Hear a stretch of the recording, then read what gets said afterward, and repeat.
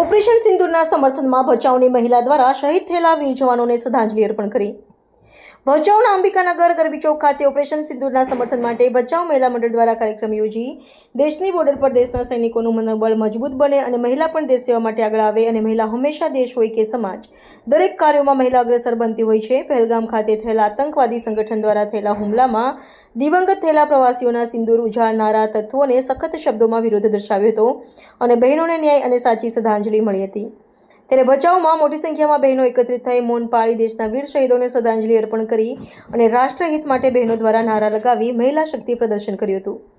ખાસ તો હું આજના વિશ્વ પરિવાર દિવસે અને આપણી સનાતન સંસ્કૃતિ જે વસુધૈવ કુટુંબકમના જે સંદેશ છે એને અનુસરે છે, તો આજના દિવસે જે મહિલાઓ એકત્રિત થઈ છે એ મહિલાઓ માટે ખાસ હું એક વાત કહેવા માગું છું કે જે મહિલાઓના સિંદૂર જે નાપાક હરકત કરીને ઉજાડવામાં આવ્યા હતા એનો બદલો ભારતીય સેનાએ અને ભારત સરકારની જે અડગ નિર્ણય શક્તિ હતી એનું પરિણામ આજે આપણે બધાએ જોયું જ છે।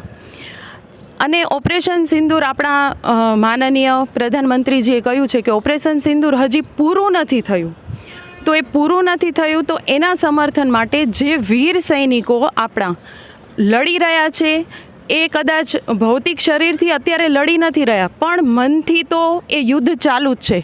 તો જો મનથી યુદ્ધ ચાલુ છે તો આપણે બહેનો આજે એમને ખાસ એક આપણા તરફથી સંદેશ આપવા માગીએ છીએ કે સૌથી અહીંયા અમે મહિલા મંડળ દ્વારા ભારત સરકાર દ્વારા જે ઓપરેશન સિંદૂર ચલાવવામાં આવ્યો છે તેના સમર્થનમાં અમે બધી બહેનો અહીંયા સાથે એકત્રિત થયા છીએ। નમસ્કાર, ભારત માતા કી જય। નમસ્તે। આજે અમે ઓપરેશન સિંદૂરના સમર્થનમાં આજે બધા ભચાઉની બહેનો છે અલગ અલગ વિસ્તારમાંથી અહીંયા ભેગા થયા છીએ અને અમારો જાહેર ટેકો છે નરેન્દ્ર મોદીજીને કે તમે આવા જ કાર્યો છે એ કરતા રહો અને અમે તમારા સાથે છીએ।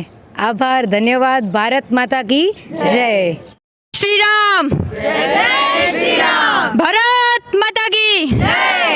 નમસ્કાર। આજે અમે બધા ભચાઉના બહેનો સાથે મળી અને ભારત દ્વારા જે ઓપરેશન સિંદૂર ચલાવવામાં આવ્યું છે તેમના સમર્થન માટે આજે ભેગા થયા છીએ અને અમે ભારતવાસીઓને કહેવા માંગીએ છીએ કે અમે પણ ઓપરેશન સિંદૂરના પૂરેપૂરા સમર્થનમાં છીએ।